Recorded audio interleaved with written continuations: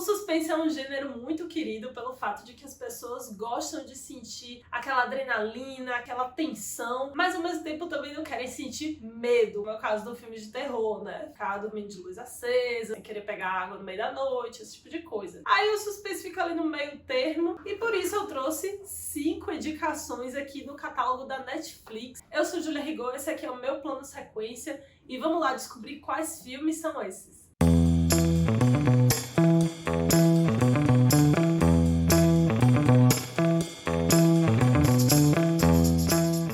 Primeira indicação é o filme A Ilha do Medo, dirigido por Martin Scorsese e estrelado por Leonardo DiCaprio e Mark Ruffalo. Gente, olha essa dupla, só por essa dupla já vale conferir, né? Então, A Ilha do Medo conta a história de Ted Daniels, um detetive que, junto com o seu assistente Charlie, vai investigar um caso de desaparecimento no hospital psiquiátrico, que é, na verdade, uma prisão psiquiátrica. Fica localizado numa ilha e, ao longo da investigação, com as entrevistas, vão ocorrendo eventos estranhos. O tratamento das pessoas lá, parece que os funcionários não estão muito dispostos a colaborar com o andamento da investigação. E, aos poucos, o detetive vai ficando meio que perturbado com o confinamento naquela ilha. Ao mesmo tempo, ele tem muitos sonhos e lembranças que fazem com que a gente conheça melhor o protagonista e perceba como é que é ali o passado dele, que ele também é um cara meio traumatizado e tudo isso meio que vai se aflorando ao longo dessa investigação. O interessante aqui é que o filme ele vai ficando cada vez mais sombrio e muitas vezes até confuso. A gente passa a se questionar quais informações são realmente verdade, fica difícil antecipar os fatos, o que realmente vai acontecer. E assim, esse é um filme que tem alguns sustinhos. Esse filme ainda é um daqueles que o final é tipo, o quê?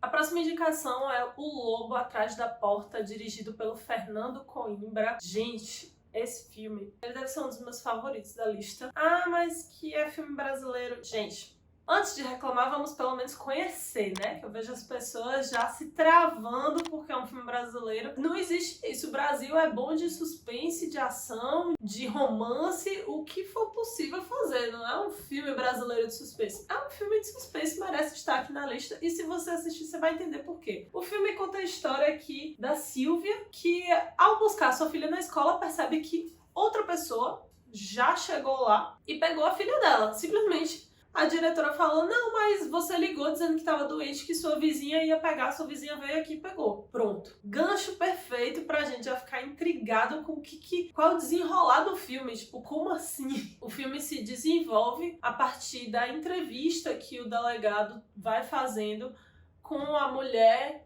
com o seu marido e com o amante, que é a principal suspeita do crime. O diferencial de O Lobo Atrás da Porta é como os fatos vão sendo apresentados aos pouquinhos e nós vamos sabendo as coisas junto com os personagens. Não é possível antecipar os fatos aqui e isso nos deixa intrigados e presos na história o tempo todo. A gente se mantém curioso, sem saber para quem torcer, quem é que tá falando a verdade. O filme se concentra muito no romance extraconjugal, né, que o personagem do Miriam Cortaz, Bernardo, mantém com sua amante Rosa.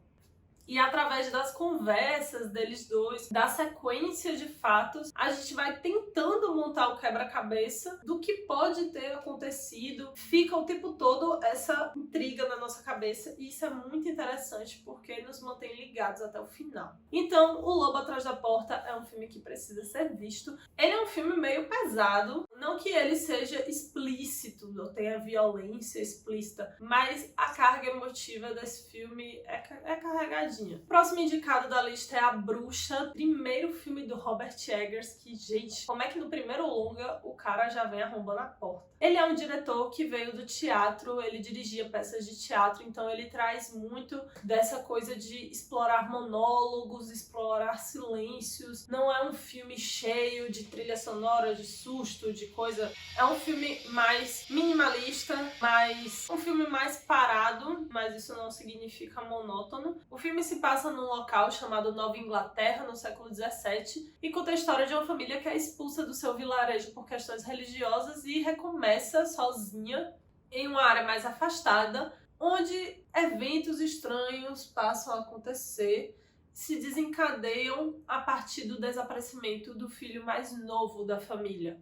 E todas as suspeitas apontam para a filha mais velha, Thomasine, interpretada pela Anya Taylor-Joy. Foi esse filme que de fato lançou ela. Claro que teve ali o Fragmentado, mas esse filme ela possui um papel de maior peso. Ela tem uma transformação que explora tanto o lado inocente e puritano, também possui uma malícia que faz com que a gente desconfie dela, e tudo isso numa atuação muito minimalista, porque todo o filme ele tem um tom mais discreto, digamos assim. É o filme da lista que tá mais voltado ao terror, até pelo tema que ele aborda, que mexe com o sobrenatural. No entanto, ele não é aquele terror explícito, pipocão, cheio de susto, de imagem expositiva, e por isso desagradou muitas pessoas na época que foi lançado, já que as pessoas provavelmente esperavam aquele tipo de terror mais óbvio. É um filme que explora a mitologia das bruxas e realmente faz referência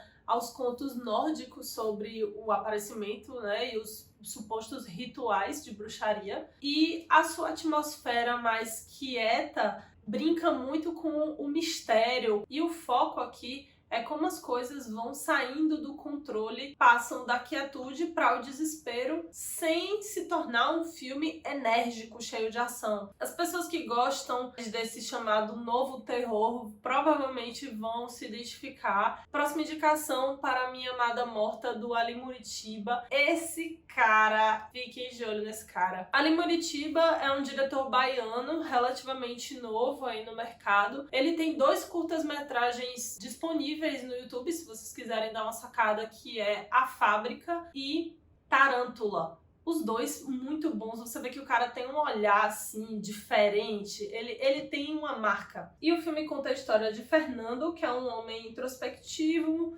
que cria o seu filho sozinho, você vê ali que é um cara meio solitário, meio frustrado com o trabalho, e viúvo. Então ele tem uma rotina muito mórbida, assim, de ficar retomando lembranças da sua esposa falecida, essa vida meio nostálgica, até que ele descobre, a partir de uma das fitas, que ela tinha um amante. A partir daí, ele desenvolve uma nova obsessão, entender como é que foi esse caso, observar o amante, enfim. É um filme tenso, também é um filme com esse tom mais introspectivo, mais minimalista, que eu acho excelente. Trata-se de um filme que trabalha muito com a sugestão e com a transformação do protagonista. Quais mudanças vão acontecendo na vida dele a partir dessa nova rotina, dessa nova obsessão que ele desenvolve. Quanto menos você souber sobre esse filme, melhor. Próxima indicação é O Farol, também do Robert Eggers, o mesmo diretor de A Bruxa, estrelado por Robert Pattinson e William Dafoe. Então, O Farol se passa ali no final do século XIX, também na Nova Inglaterra,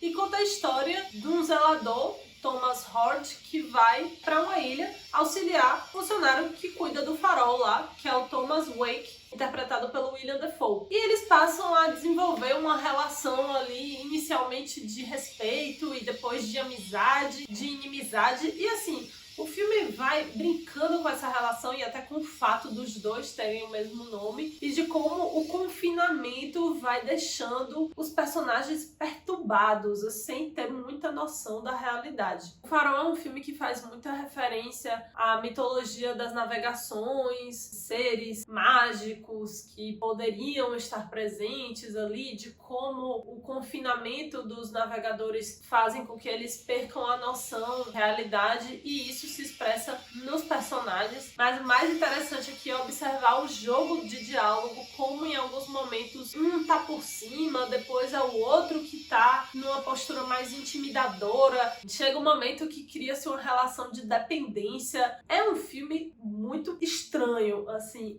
mas no bom sentido. Um estranho que explora a insanidade crescente especialmente do Robert Pattinson, que tá ali mais como protagonista, e leva a gente junto na viagem para que a gente não entenda muito bem quem que está mais sensato, quem que a gente pode confiar no discurso. E o Robert Eggers traz, assim como A Bruxa, uma história que não se desenvolve no sentido de ter grandes viradas de roteiro. Trata-se de uma observação daquela rotina monótona e desconfortável dos protagonistas e como que aquilo vai afetando no emocional deles. Então essas foram as indicações de suspense na Netflix. Deixa aqui nos comentários o que é que você achou, se você já assistiu algum desses filmes que eu falei, e também se você gostaria de saber de algum outro gênero no catálogo ou até em outros streamings, porque eu acho importante indicações práticas para que as pessoas aproveitem as opções dos catálogos. Se você tá gostando aqui desses vídeos, se inscreve aqui que me ajuda muito e você fica sabendo dos próximos vídeos. Então é isso, até a próxima!